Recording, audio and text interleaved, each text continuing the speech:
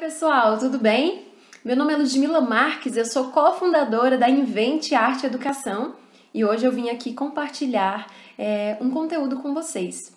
Bom, eu vou ensinar para vocês um jogo de contação de histórias que pode ser realizado em sala de aula, inclusive no ambiente do ensino remoto, que é o que nós estamos trabalhando nesse momento, não é? Então é o seguinte, dependendo aí do tamanho da sua turma, você pode definir se você quer trabalhar com um livro, 2 ou 3, mas você vai precisar de alguns livros para você fazer uma seleção de imagens. Então eu escolhi aqui para o nosso trabalho de hoje esses 3 livros. Amoras, do Emicida, Tainá, a Guardiã das Flores, que é da Ayana Sobral e da Cristiane Sobral, são mãe e filhas as autoras, e Cama Azul, da Carla Caruso. Esses 3 livros, eles são enquadrados na literatura afro-brasileira, africana e afro-brasileira. É um tema que eu costumo trabalhar bastante, então para a gente começar aí essa série de vídeos sobre jogos para a sala de aula, eu pensei nesses 3 livros aqui que eu gosto bastante. Qual vai ser a sua tarefa então para se preparar antes da aula? Você vai escolher aí um ou mais de um livro que você gosta, como eu escolhi esses 3, e dentro desse livro, você vai selecionar, é importante que ele tenha imagens, seja um livro ilustrado, especialmente se você for trabalhar com crianças, com adolescentes, é importante que o livro seja ilustrado. Você vai selecionar dentro do livro uma imagem, uma dessas ilustrações que ela diga um pouco sobre o que é a história, mas que ela não revele a história completamente. Então, por exemplo, aqui no livro Tainá, Guardiã das Flores, eu escolhi essa imagem. Essa é uma imagem bem interessante porque ela tem vários elementos, cores diferentes. Ela deixa pistas, sobre o que pode dizer essa história, mas ela não conta a história totalmente. Então eu escolhi essa imagem. Aqui no livro do Emicida, eu escolhi essa outra imagem aqui, vou mostrar para vocês. Então, que também é uma imagem bem interessante, colorida, Tem elementos aqui da natureza, frutinhas, mas também não diz muito o que é a história. E no livro da Carla Caruso, a minha escolha foi por essa imagem aqui, que ela é uma imagem assim bem misteriosa também, Tem uma árvore, uma baobá, aqui um suricate, tem uma pessoa escondida atrás da árvore e aqui alguma coisa na mão que parece uma garfinha, o que será que pode ser isso? A partir da escolha das 3 imagens, se a aula for presencial, eu levo os livros mesmo para a turma. Mas como a gente está trabalhando com ensino remoto, você pode, por exemplo, fotografar ou escanear o livro e na aula disponibilizar essas imagens para os alunos. Se você for trabalhar com uma única imagem, você pode expor essa imagem e dizer para eles que o trabalho vai ser a partir dela. Caso você tenha uma sugestão de 2, 3 imagens, você pode deixar os alunos mais livres também para eles escolherem com qual dessas 3 ou se eles querem juntar as 3 imagens para construir a sua história. Aí a gente dá um tempo para cada aluno individualmente ou em grupo, pode ser grupos de 3, grupos de 2 crianças, para eles pensarem um pouco, olharem a imagem, fazerem essa apreciação e também essa leitura da imagem, entendendo as cores, as nuances, os elementos e trazer essas primeiras ideias.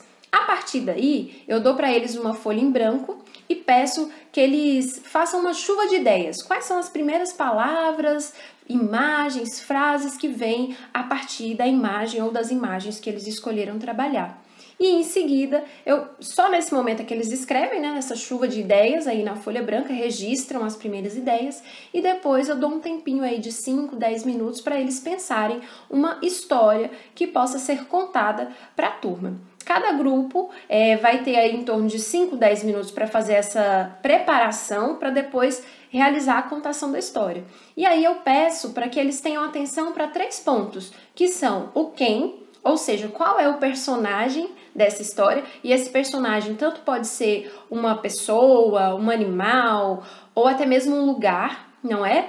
O segundo ponto é o onde, ou seja, onde essa história acontece, onde ela se passa. E, por fim, o que? O que está acontecendo? Qual é o conflito dessa história?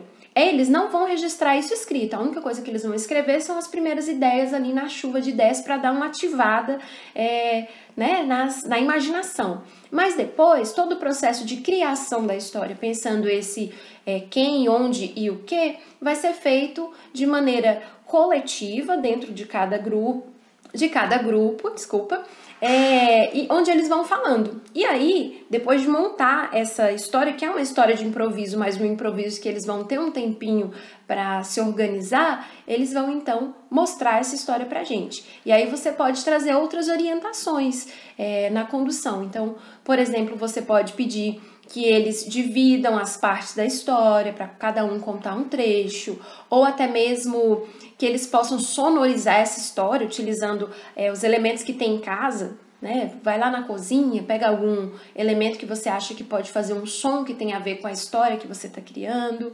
Se você está trabalhando no ensino remoto, talvez fique mais difícil de fazer esse trabalho em grupo ou em dupla, então quem sabe você possa escolher as imagens, levar para a sala ou até mesmo enviar antecipadamente para que o aluno sozinho ou nesses grupos que fiquem definidos para o trabalho possam pensar antes o exercício e depois trazer para contar, né, para fazer essa narração das histórias.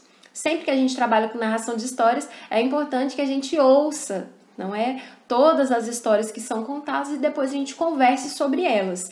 O que essas histórias trazem como elemento, o que elas despertam, o que gostaram mais, qual a curiosidade que cada história trouxe. E em seguida, depois de ter feito todo esse trabalho, às vezes em uma outra aula, ou até mesmo se o trabalho se estende um pouco para 2 aulas, num terceiro momento, eu faço com eles a leitura de cada um dos livros. Essa é uma excelente maneira da gente estimular essa criação das histórias e também essa narração das histórias, que pode ser por meio da palavra, mas também por meio da sonorização, como a gente falou agora há pouco, né, por meio das imagens corporais, por exemplo, mas também de depois a gente fazer a leitura e conhecer a história de fato, e aí pedir aos meninos que façam essa relação entre as histórias que eles criaram e as histórias que estão de fato registradas nesse livro ou nesses livros, não é? Eu vou deixar aqui para vocês o nome dos livros certinhos, anotados, os autores, para vocês que tiverem interesse procurar também.